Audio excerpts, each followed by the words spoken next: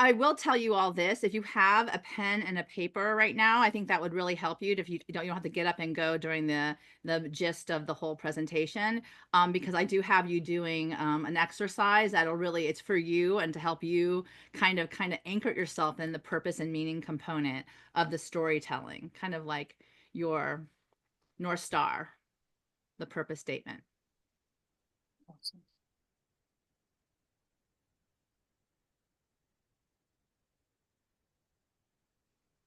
Okay. I guess, is it okay if I start introducing you, Meg? Yes, that's great.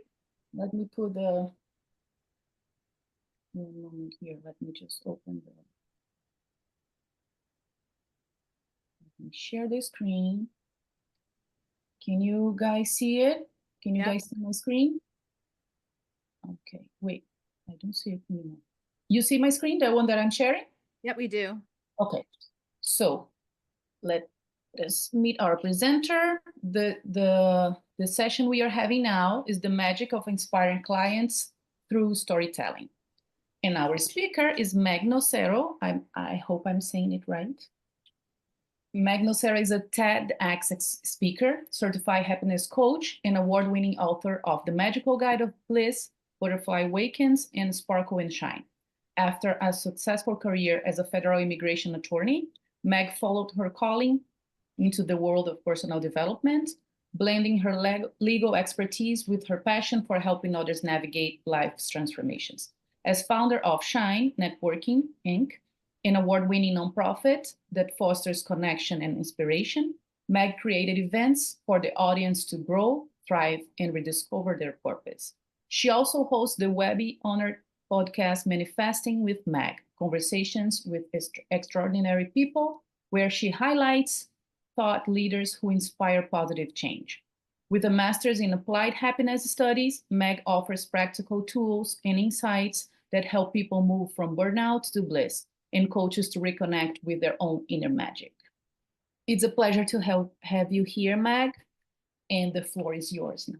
Thank you. I just want to welcome everybody before I go into my own PowerPoint. I think it's really an honor that you give me this time and an honor for yourself too, because we're going to really get excited about the life that we lead and the magic of our story. Because when we tap into the authenticity of our own narrative, then we can better help our clients or whoever for that matter in our lives. So without further ado, I'm going to share my screen now with all of you.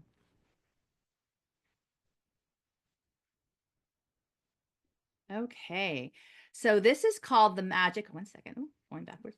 This is called the magic of inspiring clients through storytelling. And I have to start by saying, I love the word magic because, and especially compiled or combined with storytelling, there can be so much that you can indicate or actually engage from that double combination. When we get really intentional about our lives and we set those intentions about our background story and sharing it with others, then it becomes even more exciting because you never know what's going to happen on the other side of the end of that particular chapter. And as we set our attention, because I'm very intentional with my thinking, this section is about reclaiming the power of your story to reconnect with your purpose and inspire others. And away we go. I want you all to ask yourself right now, are you ready to use the storytelling superpower to inspire yourself and others? Clearly you're interested because you're here. And I think that there's something, especially when you like see something and you grab onto it, you're like, there's something about this. Maybe I need to jump in and get curious around the why you show up. And as coaches, like it says here, true impact begins when we reconnect to our own why. Authenticity and purpose really has to come from embracing our story, our voice, and the message that we all want to share. I know as coaches, we all look to that niche, that like, who are we serving? And I really do believe this to be true when you really think about it. You're first and foremost serving yourself. And I know that may be kind of weird conceptually. I do vision boards all the time. And I say, when you're doing a vision board, you've got to put yourself in the middle, because unless you have really contemplated you in the whole, parameter of what your life looks like, then you're going to be exhausted beyond, because there's that receiving and giving component. You got to receive as well when you're giving. So I really want you to contemplate you first, your life story and what you want to speak from. And that is really get excited about your message. And that's where the creativity comes into play. So this session for the 45 minutes, we're gonna, I say soul stirring because there might be something that shakes you and to awake you.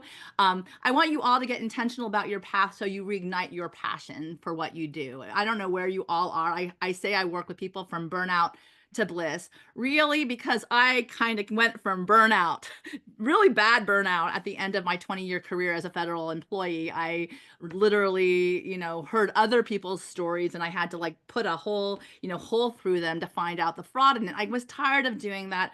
I wanted to help people tell stories and not look for the lies. I wanted to look for their truth, which has really got me excited. And that's what I'm passionate about. And I always say I like to help people come alive to the beauty of their dreams and their story. And from that point, I love to really see where people take it to the next level. So we can use storytelling as a tool for inspiration and transformation. And this is what we're going to be doing today. It's a three-part storytelling journey. So I love how we kind of engage, kind of that whole beginning, middle, and end. The who am I, the middle, why should you care, and the end, what do I have to offer? And many people, when they look at actually writing a story, writing a book, there's that that arc that you go from the beginning, here you are, who you are, I want to know more about you. And then the middle, well, why should I care about you? Like, give me something, give me that, pain point, that inciting incident they say in writing. And then at the end, where you reach the end of your journey or your chapter, you're like, what do I have to offer now? What is that offering I want to give you from my pain points, from my results I've gotten from engaging my challenges, and then the solutions that I have from that. So one of the things I want to remind everybody is each of us has to ask ourselves the who am I question. I mean, we might say we're a mother, father, brother, sister, author, coach, you got to really reflect on the defining moments of your journey too, not just the identity in coaching, but actually the events that have made you into who you are. I mean, when you were a little baby, you're all brand new and ready to go. And then at the end of the day, what you do on that path as to where you are right now, and I don't know, maybe you're in your 30th, your third decade, fourth decade, fifth decade. I think that is really important when you stand in these shoes. And I think everybody, if we could just take a deep breath in and really celebrate where we are on this path. They have that wonderful diagram, like the beginning, and then we end, and then the dash, like what happens in your dash, and where are you in your dash? And that's really kind of like the beginning of this next part of your story. And I think it's really important too, because when we look at that story of what happened before, it really shapes you as the kind of coach you want to be for others in the present moment, that whole presence component. And I want everyone to really think, explore how your story shaped you as a coach. I remember for myself, just a short anecdote with regard to my own life. My mother passed away in 2011. Before she passed away, I was running hard. I was burning it on both ends. I had very small children. I was working as a federal prosecutor full time, and I was taking care of a very ill parent. And my mom looked at me and she basically told me, and I think this is the most amazing words I could have ever heard, is stress will kill you and you don't want to have regrets at the end of your day. So it's kind of like, my TEDx was about wake up. Wake up.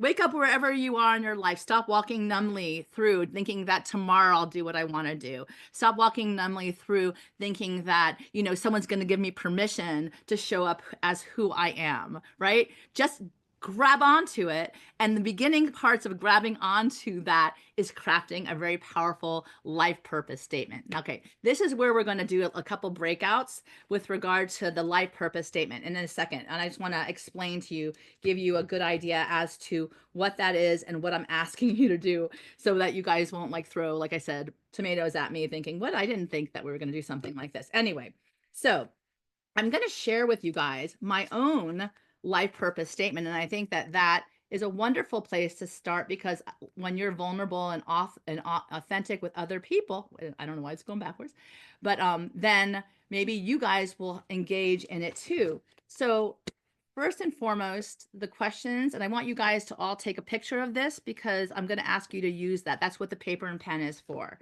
So the first question I want you to think about is, what's your most desired state of being? And state it as a noun. The next question in this life purpose statement is, what do you most appreciate about life? And then we move on to question 3. What is the one thing you do that fills you up the most? And this is an action, a verb. So we'll let you know, to dance, to sing, to play, to write, to coach, anything like that. And then the final question I'm asking you to think about are, what are your gifts or strengths that make you unique? And state that as the I am. Who am I? This is who I am. What makes me unique? You know, I don't know if anyone did those VIA strengths, or perhaps they may have done the strength finders, but there's those words that like really describe you and you're like, oh, I love that. I have woo in strength finders. You know, I love that word. I don't know if I've ever been described as that, but woo, you know, with others, you know, certainly I love being in groups and engaging, and you know, I'm very gregarious. That's a part of the who I am that makes me happiest. So take a second and take a picture of this. And then I'm going to have you plug this. Are you guys ready? Yes? Give me a thumbs up if you're ready. Yep. Okay. So this is the second part of your life purpose statement. Take a picture of this as well. So what you're going to do now is you're going to plug each of those questions into this statement. And at the end, you're going to share with the people that I have you doing in your breakout room. So this is what we're going to do in the breakout rooms. With the person that you show up with, I want you to introduce yourself in the narrative that you're acting as if. Okay, when we act as if our life is the way we want it to be, then it's more likely than not that it will be manifested into how it is. So introduce yourself in terms of a wish, a desire. For instance, my name is Meg. I'm a musical theater guru. I have a Broadway show in the making. I can't wait to share it with everyone. That's the creative side coming through. So you guys are engaging. I introduce myself and then away we go. So Vanessa, if you can break us out in some breakout rooms so that we can get going. We'll give you a 1-minute warning when we need to bring you back. Tatiana Enjoy. is actually going to help us with the breakout rooms, right? Okay. So everybody take a picture of this as well, so at least one person has it so that you can play with it. Oh, before you do so, I'm going to go ahead and read my life purpose statement and share it with you guys. And this was written in 2017, right when I decided to resign from my former federal employment. And when I was terrified, by the way, I wanted a new chapter. I literally did not want to live with regrets in my life. And it still holds true, I have to say. So I'm going to thank you all for letting me share with you. So my life purpose statement is as follows. I feel or know that the purpose of my life is to be balanced, to enjoy endless possibilities of opportunities with my family and friends, and to write, inspire for myself and others by using my connections, enthusiasm, innovation, and of course, magic. So go ahead, jump out and have a good time. Ready, Tatiana? Tatiana. Yes, I opened all the sessions, all the rooms, people can join. Some of them have 4 people, some of them has 3 people.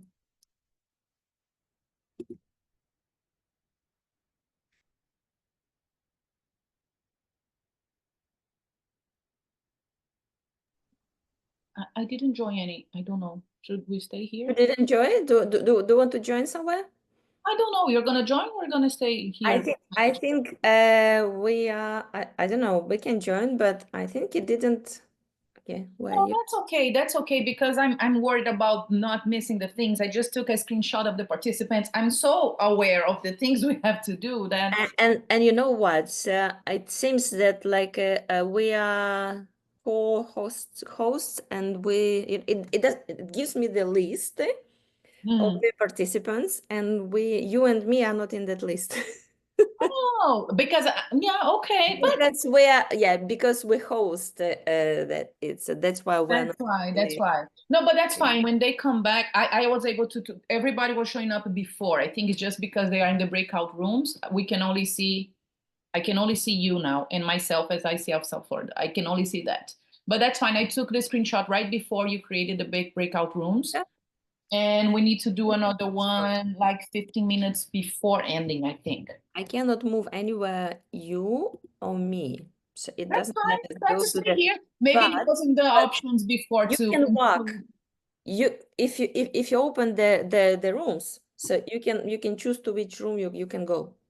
No, that's fine. That's fine. No, I'll stay here if you don't mind. I'll stay here. I I need to. will, I will have a look what's going on there, Yeah, there's a lot going on. I need to answer some messages here, and yeah, if you don't mind, if you want to go, you can go. But I don't know if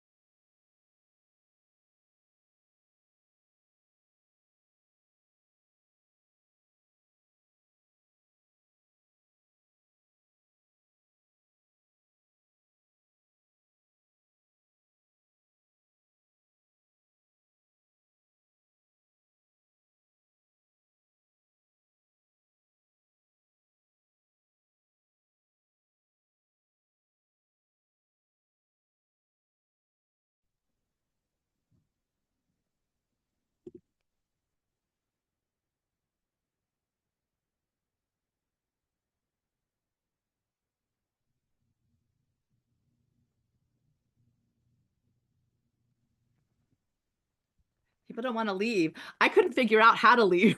I was trying to figure out how to leave. Anyway. Annie. It's 60 seconds. It just kicks you out. It just shuts down all the breakdown rooms automatically. So awesome. Great. Did you guys get your life statements? You got your life purpose statements ready at hand? We got the words. We got the You words. got the words? Awesome. Awesome. Thank you. You're very inspirational.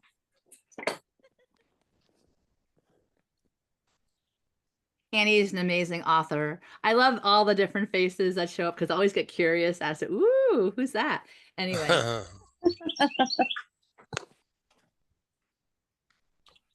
So I'm going to go ahead and share my screen again, and away we go. Okay. So now you all have your life purpose statement, or the beginnings of, let's say that, because you can always fine tune it. And I know this wasn't a lot of time to actually, get, perfect. I don't know how type A we are. I know I am, but this is great because it's the beginning of a true internal understanding of the meaning of your life. And I know that is a big conceptually, so this is kind of a step in the right direction because it's really your words and how you feel about it, and that's really what you want to teach your clients. Like, you get them wherever they are, and whatever story they've told them up until that point, that's where you get them. And kind of to anchor them to a life purpose statement can have juxtaposition to an actual future that could be totally different when the one they're living. And that's really kind of amazing because as a coach and a guide, you can really be impactful in helping them get to know the life they really want to live by start asking these kind of questions. So we're going to move on. So the part 2 comes about after you get your life as after those key moments, you've kind of embraced the personal and the professional turning points in your life.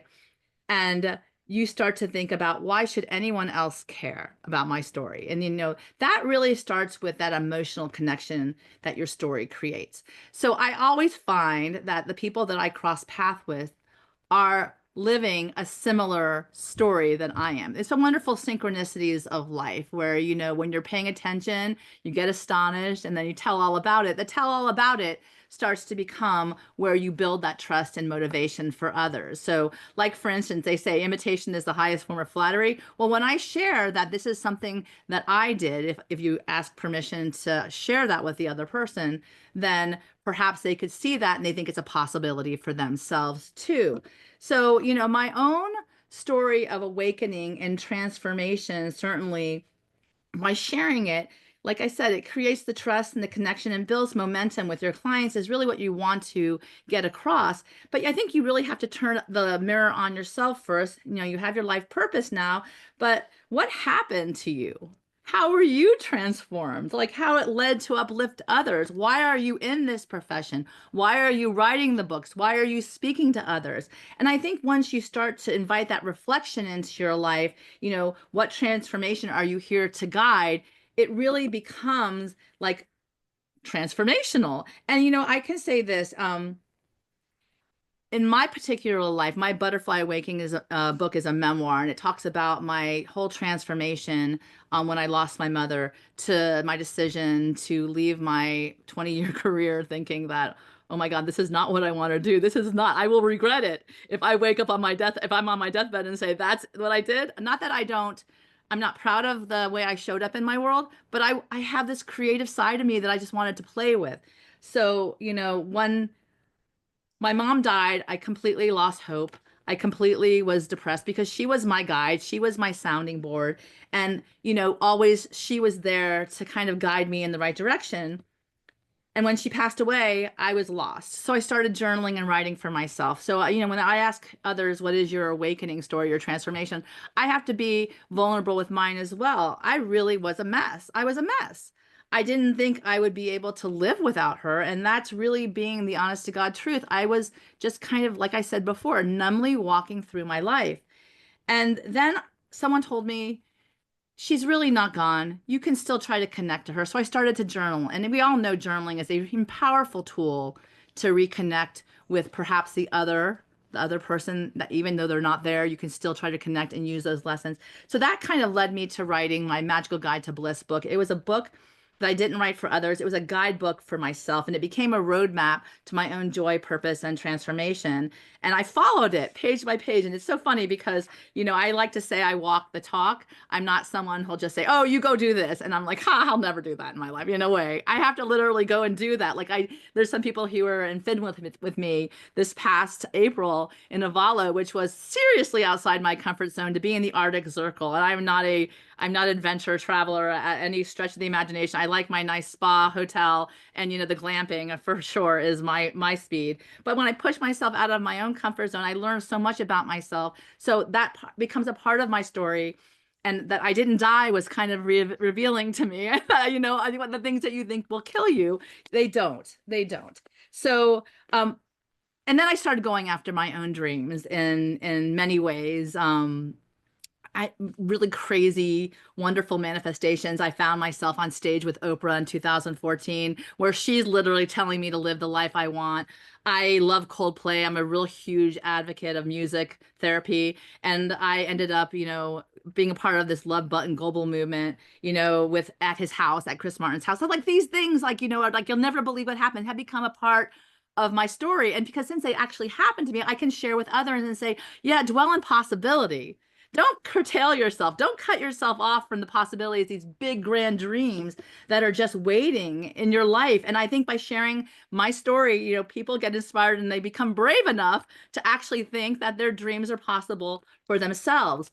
So why should anyone care about your story? Well, maybe there's a kernel of truth that they see themselves in it. And with that, they can take themselves further and give themselves that permission to inspire others, perhaps by living the life that they've always wanted. So I always say, that's when you start to look at your own particular life and your own transformation, and start then thinking about, what do I have to offer? What do I have to offer myself, to others? And this is becoming about your message. And I know a lot of people who coach really say, what do you actually coach? And I think it's more along the lines of getting really clear on the message that you want to share with other people versus the people you want to coach. Because I think that, many parts of our lives, they say executive coaching, life purpose coaching, or, any kind of facet relationships, it's that message that you align with, that you want to share, to help others reframe their own narratives, to, empower their own chapter.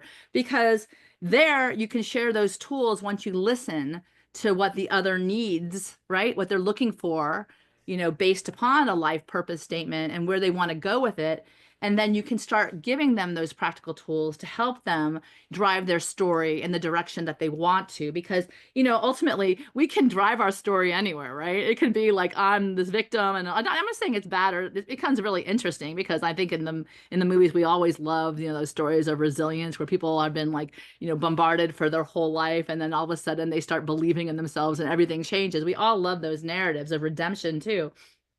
So I always say, start with your message. What is your message that you want to share with the world? And then if you're feeling any kind of challenges right now, start looking at that as, the world is unfolding as it should. So what are those challenging opportunities allowing for you to give to others? What do I have to offer? Because I can tell you, in many ways, shapes, and forms, when I'm out in the world doing my thing, people don't want to hear, like, she can't tell me that. She doesn't know how I've lived my life. She doesn't know that I've been through so much. She has no idea. But when you actually say, yeah, this is what I've been through, and I've actually come out the other end, because guess what? Someone helped me, like a coach helped me. And from that point, you get to share all the wonderful things that it's never perfect, but you're still on this path, you're still walking this journey, and you're still fine-tuning your statement, your life purpose statement, as well as your story. So I definitely want you guys all to get your mind around the power of story, for sure. When coaches thrive, so do their clients. And I think that that's always true. You can't give from an empty cup. So you really got to fill yourself first. And I know that, we're all givers because coaches are givers, and we all like want to save the world because that's what we want to do. That's why we're here. You know, we've seen better and we want to help others do better. And in many ways, you know, this is where the empowerment comes, because when you speak from your own magic, your own truth, and you walk boldly into your purpose, it's pretty awesome. I'm going to take us back 1 second because I missed. I want to share the emotional resonance part of this, and this is where the tools come in. You know, there's a ton of practical tools that we can do when we share our narrative and help others write a better story. And, you know, the emotional resonance of storytelling is really what makes the transformational possible. You know, facts inform, but stories inform. And I love that. I think it's a great statement. You know, we can use facts. This is what happened. But when we tell our story from a place of emotion, then we welcome them into our world. It bypasses the intellectual and it speaks directly to the heart. And we all know that when somebody touches us in an emotional way, we don't forget those people. They come with us. You're always going to remember that. So when we hear someone's truth, we feel it in our bones. It just happens that way, you know? I mean, have you ever been to a movie where you actually start to cry at a certain point? You know, you're like, oh, it just made you, it moved you. So that's really what connects you and creates the trust. And I know this because I've lived it in many respects. I always do better when I step out of my own insecurities and become vulnerable to my story. And I remember very well when my mother died. Literally, she said, "Let me go," before she passed away. And in my mind's eye, it wasn't verbal. And, you know, I saw this lighthouse. And for me, you know, I had to follow this lighthouse. You know, I had to find the lighthouse. So I ended up walking on the Camino de Santiago, because at the end of the Camino is the Finisterre, is where this lighthouse is. So talk about story. And my friends would say to me many times, "Oh, you're doing this because you want a better story." Like, honestly, and if I told you this, like, details, you'll be like, "What the heck is wrong with this girl?" But anyway, I will tell you this. From that point on, from the past to now, you know, she's with me always, and my journey has been seriously transformed. I work with a lot of lawyers trying to help them take care of themselves while they're advocating for other people. I help a lot of storytellers really engaging from that place of emotional resonance so that they can actually bring the people to the place and invite them in pace by pace, step by step, to their liking. Certainly, you don't want to push someone, you know, when they're not ready. But, the coaching that we all do is all about, you know, inspiration, triumph, and truth. And that's what this whole week is about. Inspiration, transform, and thrive with ICF. You know, when we inspire others, we transform ourselves too. And then when we thrive together in that collaboration of community, it's even greater. And I just want to share, like I said, so integrating the storytelling into your brand with the offer. There's a couple ways, and I'm going to share a few with you because I'm a big fan of the hero's journey framework. Certainly, if I don't know if all of you are familiar with that, maybe your thumbs up or the like. But the hero's journey is like one of my favorite archetypes, you know. And, you know, it's always about the call to adventure. What called you to the adventure? Well, me, the passing of my mother. It's a call, you know. And then what obstacles did you face? You know, you share the hardships that you go through, and then the inner strength that you had to like delve into that you discover along the journey.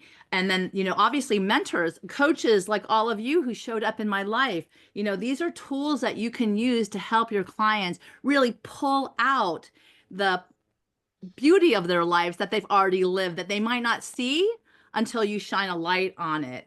And then, you know, of course, for me, because magic is my jam, you know, what was the return with the elixir, the gift they now have to share? Because ultimately, when they get to the point where they reach their goals, if they don't turn around and share it with others, then I always think it's what's the point? You know, have that life purpose speak through me and communicate to others. I love future visioning, you know, inviting clients to tell a story of the future. Like I asked all of you to introduce yourself from an act as if component, you know, where, you know, you're saying, well, this is who I am, you know, because this is who I want to be. So I speak from that present point where I'm going to share from where I am, and then I want you to do the same so that maybe you can like tally it for like 1 year, 2 years, 5 years, 10 years. You goal orient yourself. And then I also like, you know, reframing limiting narratives are really important because you kind of change the story they're currently telling themselves.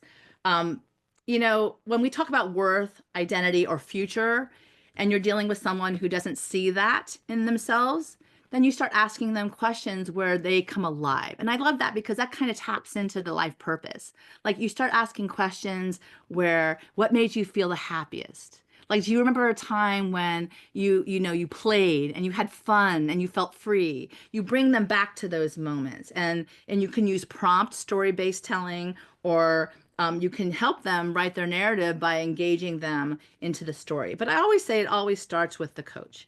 You start with yourself, and then you get your story underhand, and then you get to play with it and have fun with it. So I want to leave one of these as a homework assignment for each of you. I know it's a fun homework, I promise, but it's story-based, right? How you can help yourself tell a better narrative, and then you can bring it back to your clients or anybody for that matter. In sales, it's all wonderful. You ask yourself to journal about a defining moment before the next session you have with a coaching client, right? You define a defining moment in your life, and then write a letter from the future, or you can call it a breakthrough chapter of their life. So from that defining moment, you take it and you juxtapose it as to that point where you're maybe standing on stage with Oprah, or you're making a difference in a business where there's complete chaos, and you start seeing these people work together and collaborate, and where they feel that there's passion in their community again, or you heal certain people from their own pain. So, oh, hang on. Okay. So yes, Tatiana. No? Okay. So let me go to the question part, and we're gonna escape the PowerPoint. So I'm going to stop sharing, and I'm going to welcome questions from all of you before I close today. Does anybody have questions? Meg, I think Tatiana was just trying to give you a heads up in the time, actually. Okay, thank you so much. Thank you. 1:19, and we have 11 minutes. Okay, perfect. So anybody have questions? Oh yes, Joy, go ahead. When you said ask the question from the future, I was a little confused. Did you mean you have a point in the past that is your defining moment, and the letter that you write from the future, is that from the future from now, or is that now to the person back there? I was a little... Okay, thank you for clarifying. Okay, so the letter from the future is you're writing to your past self about how your life is. Like, for instance, oh my God, that defining moment when we all came together in this wonderful webinar. I'm giving myself a little props here. Oh my God, you triggered something in me. I started thinking about my life very differently, and you can't believe, like, talking to your past self, you can't believe what wonderful things we've done. We've gone on trips all around the world because that's what called to me. I spoke to people from different backgrounds because I wanted to engage in a different perspective in the world. These kind of things. So your letter from the future would dictate if all your dreams came true. From this defining moment where you decided that this is your life purpose and meaning, and you write it back to yourself. And then put it away. At the end of the year, read it again. And then at the end of the year, read it again, and see how and what came true, because you decided to start telling your story. Okay. Does anybody else have any questions? Well, I know that time is short here, and I want to thank you all once again for joining me today. I'm, like I said, storytelling is my jam. I love to write, I love to engage, and I really love when people become a part of my story and really change my life. And many people on this call have done that. Go back to the whole concept. When coaches thrive, so do their clients. So I think it's really important that we tell the most powerful story we'll ever tell, which is our own. And then from that place, there's no telling who you can help out in this great, big, beautiful world.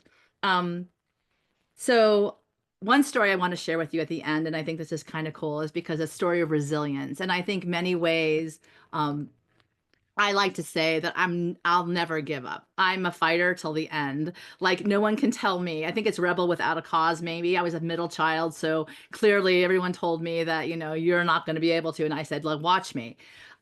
I walked the Camino like I shared before in 2018, and literally I want to curtail this with at the end of your story, you need a victory song. So all the great movies in life have a victory song. Rocky has a great victory song. I always think sometimes when I'm even walking through, I'm playing the song because it kind of gives me the added oomph to show up differently in my life, right? So, if Rocky is your jam, go for it. Or whatever that song is for you, I definitely, encourage all of you to play it for yourself. 1 second, Andy, I'll tell you, I'll bring your question in a second. So, when I walked the Camino, I was ready. I had my earphones on. I was going to walk it with these 17 people to the end. It's only 100 kilometers, which is essentially a 77 miles, more or less. And I really wasn't prepared for it. I just knew that I had to go to the end to see the lighthouse at Finisterre. But I couldn't go there right away. I had to walk it to get there. I felt like that was the gift at the end. There was something I had to learn about myself in those 77 miles. And so day 1 and day 2 was a nightmare. It was 18 miles day 1 uphill. Day 2 was not that much better, 17 miles. And my colleague and I were walking. I think at the end, we're basically just be quiet. You're not taking a cab. We're all going to walk to the end like everybody else because we were the last 2 on this particular journey, right? So day 3, I decided it was only 10 miles. I've never said that in my life before. It's only 10 miles. So I could do 10 miles after 18 and 17. So I said I can do that. So day 3 was easy. Day 4, I actually started enjoying myself. Let me remind myself that day 1, I had my earphones on, and instead of actually walking the correct path, I took a right when I should have gone straight and literally added another 1.5 miles to my journey because literally I wasn't paying attention, which is typical me. So my guide, or they call it the sweeper, was running down the thing for like almost a mile trying to grab me to go back again. So I didn't listen to music anymore for the remainder of my trip because I was like, oh my God, I do not want to add another second or even one more step to this journey. Day 4, I started enjoying it. We were in Arzua, it's Cheese City, margaritas, sangria. We're like having a great time. First time in 4 days. I get up, I step off, and my ankle twisted in a grate. So I sprained my ankle on day 4 with 25 miles left to walk. And I'm like, oh my God, I am not coming back to do this again. I better figure out how I'm going to get this to happen. Or I don't know. I can't imagine that this is the end of my story. This is the end of this part of this journey. So day 5 was tough. I was in agony. We were walking through these most beautiful places. And all I kept just saying to myself is, just keep going, just keep going. And I had the wonderful walking sticks to help me. But man, I was in pain, man. I had a C-section when I had my kids. This is twice, 3 times, 4 times more painful. And then finally day 6 arrived, and I'm at my room at the night crying. I'm just crying because I didn't know how I was going to do it. It was swollen. It was all sorts of ugly. Joy, you would have killed me if you saw me walking on this. She's a nurse. So I decided, someone gave me a little vial of holy water or holy oil from the Prague, from the Child of Prague in Czechoslovakia, the Czech Republic. So here I am with my act as if I'm coding this oil saying, okay, miracle, give me a miracle, whatever. And day 6 happened. And at the end of day 6, I was like, I am not going to be able to walk this without my music. So I stuck my ear pods on. I started playing M&M's, one step without looking back. And I was dancing, and people were like probably looking at me like there's something, she's having an epileptic attack or something, because I was like literally in pain and I was just moving around like that. But I listened to my song. It was my victory song. It got me to the end. And at the end, when I walked into Santiago de Compostela, right before I walked into the church, they played Wonderful World. This band on the side, one of those bands that accept money on the side, was playing Wonderful World. And then when I walked in, they played Alleluia. So I literally, for storytelling purposes, love the idea of having a victory song, because every time I hear 8 Mile by Eminem, I'm like, yeah, I can do this, right? And I can push myself. It wasn't necessarily the smartest thing to do, is walk on a sprained ankle for 25 more miles, but I can tell you that the end of that, resilience, I know what I'm made of. I'm stronger than I think. So with that, I would love to invite all of you to stay connected to me if you feel like you want to anchor your practice in storytelling. You have a book, that's in you that you want to share. I hope that you took something, maybe just one thing today to help inspire and uplift your life. Certainly, I feel from that place that I've made a difference, and I am really grateful for that opportunity to be here with all of you. Annie, I didn't miss you. So what is your question? No, you're good? Okay, so back to Vanessa and Tatiana. Thank you so much for this opportunity. I've loved it. You guys are amazing. Thank you very much for being here, Meg, for sharing your experience, your knowledge, your stories. That was really great. And I have a final ask to everybody in the room for a feedback survey, but let me just see if Tatiana wants to say something too. I wanted to say thank you everybody for finding time, and I appreciate for spending this hour with us and joining the wonderful presentation by Meg Nocero. Thank I'm you, gonna everyone. share. Oh, our president is here, Valeska Martins. Yes, please. Thank you, everyone. Thank you, Meg. I will connect with you because I'm planning to do the Camino de Santiago with my 2 kids to celebrate my decade, one more decade. Wonderful. And I always say when you share your story, you never know who you can help too. So even that little part of my story, I'm happy to share what I know with you for sure. Yeah. Everybody, I'm gonna share now on the screen a QR code. Can you see it? Can you all see it? Okay, you can now grab your phone, go to this QR code to please fill the survey about this session. It's important for us to have your feedback. I think it takes just a few minutes and we would really appreciate it. And as we said at the beginning, we still have more exciting events happening today and tomorrow. I'm just gonna, I think, is everybody good with the QR code? Because I can also share the other events. We are good, right? Just give me 1 second here to share the events we still have coming up. 1 second. Very quickly, I'm just gonna share. I know we are almost on time. I wanna respect that. Can you see it now? So here we are, 12:30, but we have some more events today, as you can see here, okay? And I'm gonna share also the ones for tomorrow. Just quickly, again, I don't wanna take more of your time. 1 second here. And if any of you guys have an interesting story to share, I'm always looking for great guests on my Manifesting with Meg, which is my YouTube show. And I'm happy to say it's Webby honored. I've been in 8 seasons now of amazing, extraordinary people that I've gotten that opportunity to interview. So awesome. Just going through the events for tomorrow, the same way you registered for this one, you can go ahead and register for the other ones too. And I guess with that, we can wrap up, right? Thank you everybody for being here. Have a wonderful rest of your day. Thanks again, Meg. Thanks, Tatiana. Take care, everybody. Thank you. Thanks, Meg. enjoy your life purpose Thank statement, you. everybody. Thanks, Come Meg. on. Thanks. Bye. Bye. Thank you. Bye. Bye, Meg. Bye, Annie.